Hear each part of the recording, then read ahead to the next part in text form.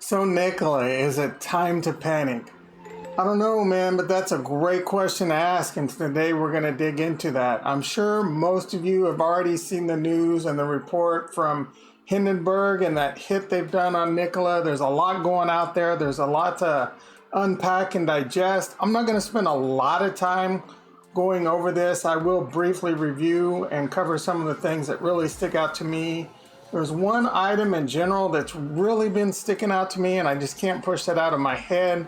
I'm gonna give my thoughts on Nikola, something that I've kind of been quiet about, though I've even going into this video, I had a lot of like predetermined thoughts and ideas, and we'll get into that. Doing some research, it started to sway a little, but at the end, it ended up being the same. And then, if we'll discuss on whether or not it's time to panic in this bad boy, and it might be for some of you. So yeah, everyone, it is Sunday, 9/13. Football starts in about 49 minutes. I'm pretty pumped about that. How you all feeling about that? I am a Chiefs fan. Yeah, I was born in Kansas. Calm down. I'm not on the bandwagon. All right, I know most of you don't care, but I'm pretty excited about that. So today we're going to talk about Nikola. Before we get into that, I really want to appreciate all the growth in the channel. I do have big plans for this channel. As we get close to 1,000 subscribers, I do plan on start looking into some live streams, live streaming some market opens, live streaming some market closes, just some small windows, some question and answer type stuff. I'll put on live trades, like to do some earnings trades, especially during earnings, right? Just have some fun, so take that into consideration. If that sounds like something that's exciting to you, go ahead and hit that subscribe button. And if you like the content, go ahead and hit that like content too. And I'd really like to hear what you think, your thoughts, especially in Nikola. Are you in Nikola? Let me know if you have shares, if you have options, what you're doing it, or if you like me and you just avoided this bad boy. So the two biggest pieces of news last week for Nikola were the GM deal and the Hindenburg, lovely name, right? Hindenburg Research paper. So early in the week, GM and Nikola announced a deal. Big deal, man. Nikola is partnering with GM, one of the biggest OEM manufacturer out there. They've been around for a long time. Sounds fantastic. Price in the both go up. And then as people start seeing the details of the deal, it's just like it starts to make, it really starts to not make a lot of sense. So you're starting to see a pullback in both of those as people are starting to wonder about it. And then boom, Hindenburg drops this paper, this hit article. Apparently this is something they do in the past, so I don't know the validity of all the items in this. I'm sure most of you have already seen it, probably have already read it. If you haven't, link to this down below. And we'll quickly cover a couple things in this and things that kind of just stick out to me, but at the end of the day, they all seem feasible. I'm not saying that they're accurate, but they all seem plausible. And the expression, when there's smoke, there's fire. And in this one, there is a lot of smoke. So here I pulled up the famous article, the Nikola parlay. Again, I'm sure most of you have seen this as we go through it. The one thing that really sticks out to me, as I've already said, that it all seems plausible. Like, for example, the truck rolling down the hill, right? When you look at that video, it seems like it really plausible. Or the truck being connected at the Nikola One thing they had, where they had the big US Express truck in there and they show the picture of it all being connected up.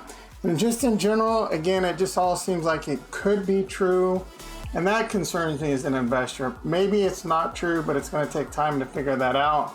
Nikola is going to have a lot to prove. And then for me, why would I want to be invested in a headache like that at any size, small, medium, or large? So this right here is what really stands out to me. And there's a few different people that have posted this. I don't know the actual source, but it's Trevor Milton in the video talking about the battery technology, how great it was 4 or 5 years ago, and what to expect. What do you think now, right?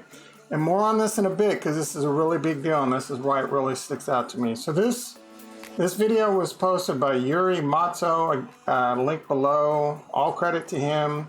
Again, I don't know the validity of the source, but it's obviously Trevor Milton in it. And again, he's talking about this crazy battery technology. He's constantly talking about how great their technology is. Yet I'm not really ever seeing any proof. So here we are looking at the GM deal. This is actually on the GM site. This has been covered by so many other YouTubers already. I just quickly want to make one point in particular. There's so many things in this. It does feel like GM is definitely getting the best end of the deal. Look, they could probably still pull this together, and if they could produce the truck that we see or something similar, it probably could be successful, right? But there's a lot to go. I don't know what the technology is actually like. Let's go back to that video. It's just one example of Trevor constantly talking about how great their battery technology is. Yet in this, General Motors is now going to provide the batteries. What?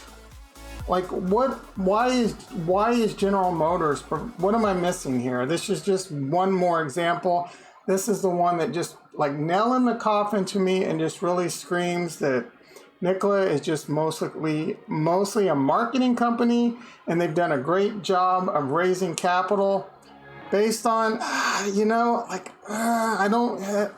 right? So I don't want to say anything to get me in trouble, but to me, it just doesn't make sense. I don't like it. I'm avoiding this company. Tell me what I'm missing. Please post in the comments below if I'm missing something. No, I seriously doubt you're going to give me any interest in Nikola. And actually, I don't like their business model at all for a few reasons. I actually do like their vehicles. I'd drive the hell out of a Badger truck if that thing was everything it said it was. And I'd pull their little dune buggy, and I'd love to have a couple EV jet skis to take out to the lake. I actually kind of want a jet ski, and why not go battery, right? Except, electrocution kind of scares me. I wonder how they deal with that.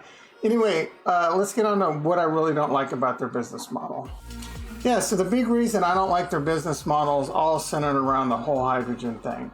I don't think hydrogen is the future. I am convinced electric is the future. I don't see that changing. There's a lot of things going on in the electric arena with glass batteries, solid state batteries, increased density, and with what we have, that is the future. Nikola is making bold claims that they could reduce the cost of delivering hydrogen by up to 80%. I'm not buying any of that. They're saying that they could roll out the infrastructure, which is completely non-existent, for way cheaper than estimates. Not buying it. So no, I'm tapping out. No thank you, Nikola. My bold prediction is if they don't go to zero, which I think is highly likely, is that they will abandon hydrogen and go all EV. So the real question you're probably wanting an answer to is it time to bail? That's a great question, and let me ask you this. How have you been sleeping at night? I know if your size is too big in this company, I'm not going to tell you to bail. I'm just going to tell you something I repeat over this channel over and over. Just watch your size. Don't get in too big on a company, especially something as speculative as this. This is a SPAC. There's evidence that SPACs are less chance of being successful than even IPOs, which are already low. And I would unfortunately, there's probably some people out there that got caught up into the hype, went way too heavy into this, maybe all in. I don't know if there's anyone out there that yielded calls. Me personally, I was looking to short it back very early on, but the cost to carry, the cost to short was just too much, so I just plain avoided it. I'm not interested in getting into this stock. If you're in too heavy, I'm sorry, I feel for you. Hopefully you've already exited, or you have an exit strategy, or really, hopefully your size wasn't too big.